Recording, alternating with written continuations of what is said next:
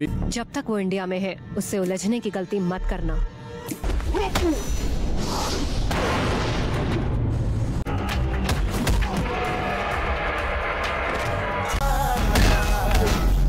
Hello সিনেমাপ্রেমী বন্ধুরা, আজকে review করব সরকার মুভি। তো কেমন হয়েছে মুভিটা, আপনার কি দেখা উচিত?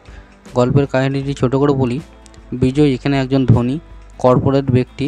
তিনি ভারতের তামিলনাড়ুতে ভোট দিতে আসেন, কিন্তু জানতে পারেন তার ভোটটা আগে থেকে কেউ দিয়ে ফেলেছে।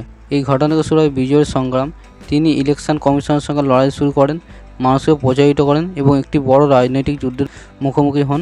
তার প্রতিদ্বন্দ্বী কমলাভেল্লি এবং তার পার্টির দলের সাথে হয়। এই মুভির ক্যারেক্টার এবং পারফরমেন্সের কথা বলি। বিজয় এই ছবির পান, তিনি সুন্দর অ্যাক্টিং করেছেন। তার ডায়লগ ডেলিভারি, তার অ্যাক্টিং খুবই ভালো।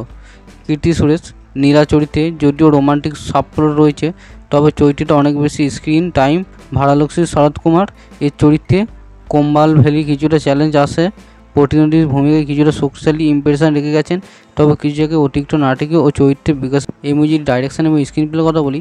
আর মুরুগদাস আগেও বিজয়ের সঙ্গে সামাজিক রাজনৈতিক টাইপ নিয়ে কাজ করেছেন। সরকারে তিনি এই বিষয়গুলো তুলে ধরেছেন: ভোট বিচ্ছরণ, সিস্টেম দুর্নীতি, সাধারণ মানুষের অধিকার। গল্পের ভিত্তি আকর্ষণীয়, একজন ব্যক্তি সাধারণ মানুষের জন্য লড়ে যাচ্ছে, কিন্তু কিছু জায়গায় ওভার দ্য টপ অ্যাকশন, মাস অ্যাপিয়ালের জন্য কিছু গান ও রোমান্টিক সিন বেশি হয়ে গেছে, যা গল্পের গতি কিছুটা স্লো করে দেয়।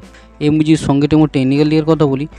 আর রহমান সঙ্গীত একেবারেই বাজে হয়নি, গানগুলো বেশ জনপ্রিয় হয়েছে। বিশেষ করে এই মুভির চিত্রনাট্য ও সিনেমাটোগ্রাফির কথা বলি, বেশ ভালো দৃশ্যগ্রহণ, কিছু জায়গায় চমৎকার ভিজুয়াল তৈরি হয়েছে। এই মুভির পজিটিভ দিকের কথা বলি, বিজয়ের পারফরমেন্স পর্দায় খুবই ভালো লাগে।